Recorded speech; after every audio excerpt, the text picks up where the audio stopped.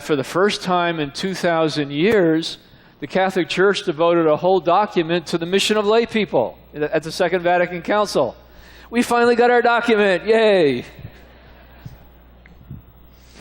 Now, what does that document say? It's called the Decree on the Apostolate of Lay People. And it starts off in a very interesting way. It says, you don't need to wait to be asked to do something for the Lord.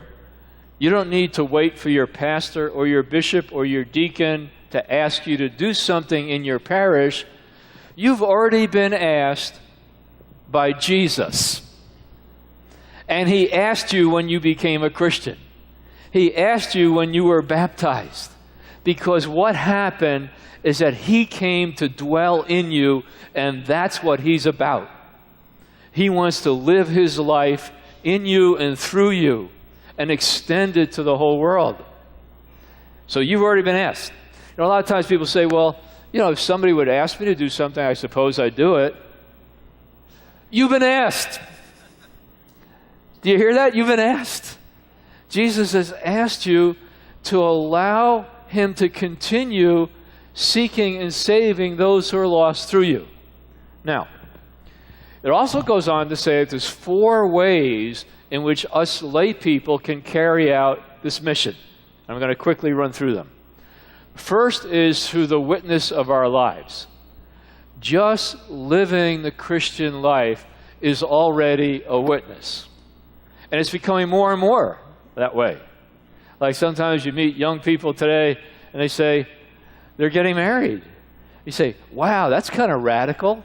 You mean you're not just going to live together, you're getting married? And you're having a church wedding? And you don't mean a good setting for photography, but you actually want to have a Christian marriage? Whoa, that's radical. And gasp, you're having a baby. Whoa, that's radical. And you're having another baby. Whoa, wait, what's going on here?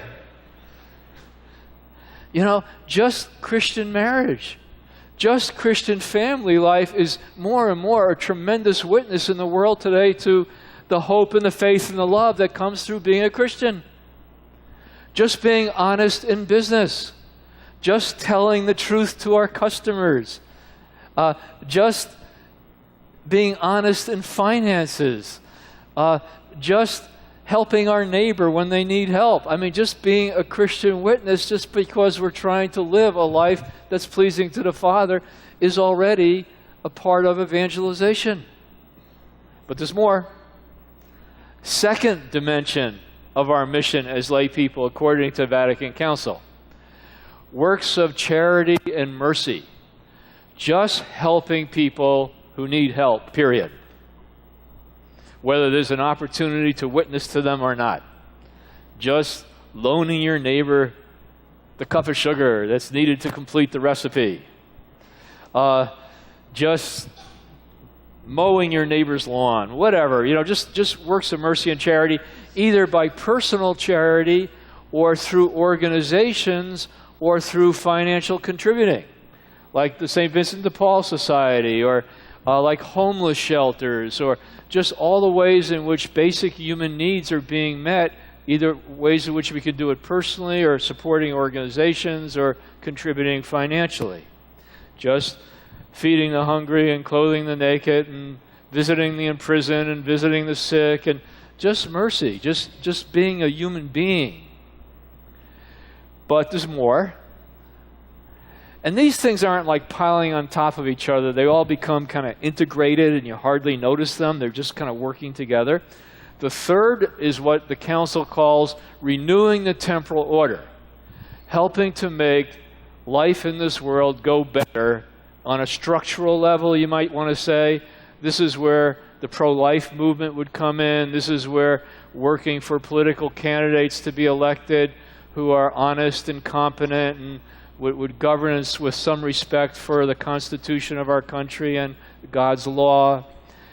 This is where taking a concern for the environment, taking a concern for educational opportunity, taking a concern for fairness and justice, and in some of the very sad things that Larry shared, that sometimes there's just really injustice that goes on in the structures of our society, and just really trying to change those things so that it works better for people and more pleasing to God.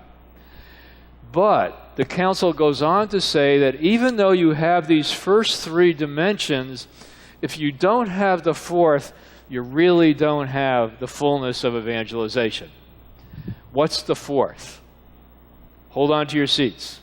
It's talking to other people about Jesus. Now, this is a little scary for us Catholics, you know. Sometimes we have this idea of ecumenism. We'll have a division of responsibilities. The Protestants talk to people about Jesus, and we do the works of mercy and charity. You know, nice division of labor. No. It's got to come together, because that's what Jesus said, and that's what the church teaches.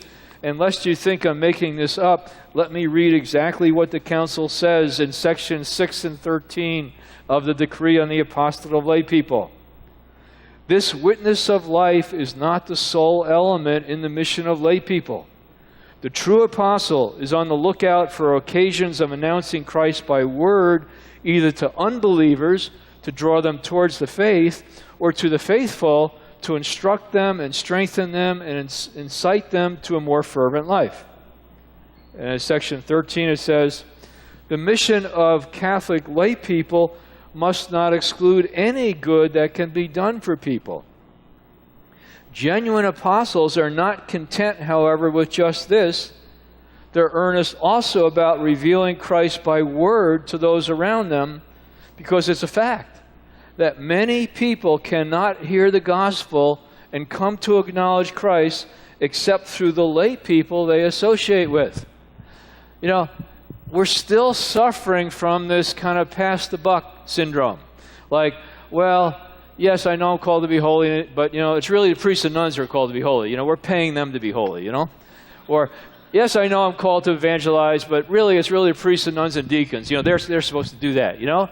We've got to say yes to the most fundamental and most basic truth about ourselves, that a baptized Catholic is called to the fullness of holiness and called to the fullness of participating in the evangelizing mission of Jesus. It's Catholic identity. And one of the things that's happening in the Second Vatican Council is trying to restore clarity to what basic Catholic identity really is. And that's what all this talk about new evangelization is. John Paul II coined the phrase, and you know, we're used to thinking about primary evangelization as preaching the gospel to people who have never heard the gospel. But then he says there's a need now for a new evangelization directed towards people who maybe culturally are Christian or Catholic, or maybe even go to church but don't really understand completely what they're doing and aren't really living this embrace of holiness and evangelization. And so a new evangelization has to be directed to traditionally Catholic people. I mean, there's a lot of folks who are Irish Catholics or German Catholics or Italian Catholics or Hispanic Catholics or Louisiana Catholics who don't have a clue anymore about what it all means.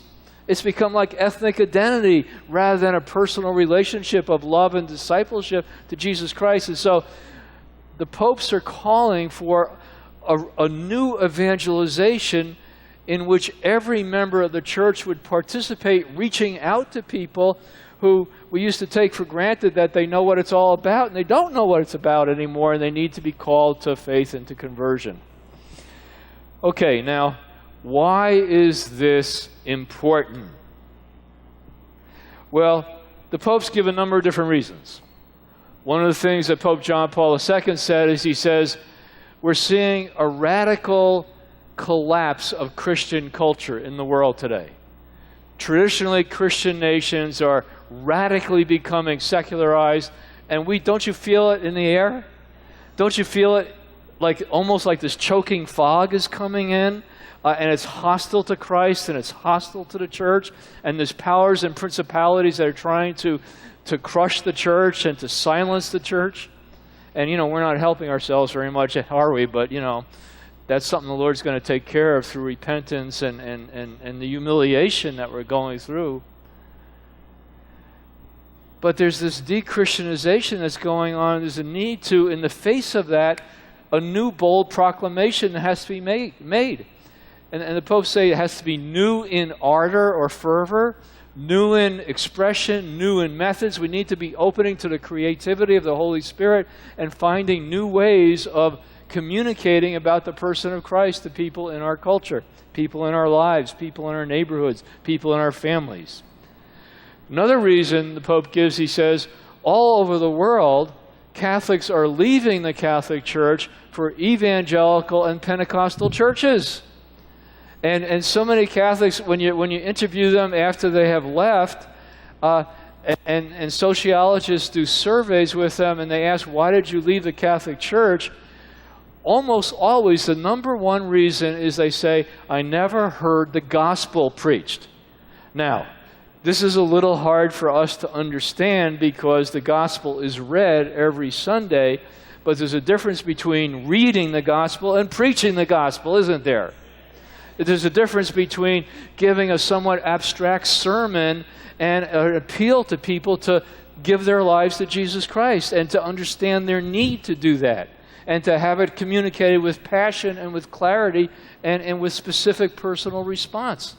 And that's probably what they're talking about. Nobody ever explained it clearly enough and told them that they needed to make a response to it right now.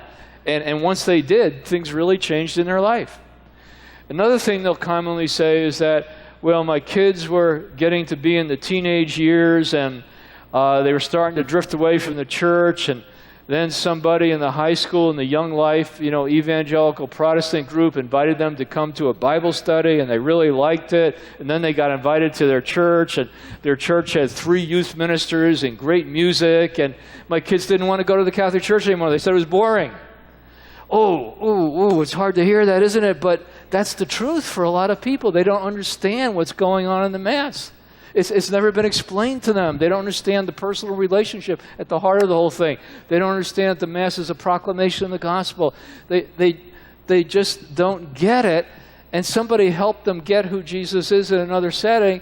And so many parents will say, I'm just thankful my kids aren't in drugs and aren't, sexually addicted and aren't, going down the road to destruction. I'm glad that these Protestant kids talk to my kids about Jesus. It's hard. But sometimes as Catholics, we're so much more ready to repair the stained glass windows than hire a youth minister. We're so much more ready to build a social hall than invest in ministry. In my own archdiocese, every year they do a survey what the priorities of the people of God in the Archdiocese of Detroit are. Number one priority every year is youth. You know what? It's never reflected in the budget. Only 25% of the parishes in the Archdiocese of Detroit have a youth minister. What's all this talk about the youth being the future of the church if we're not putting our money where our mouth is? So God's shaking us up for a reason. We need to be shook up. Shaken up is good.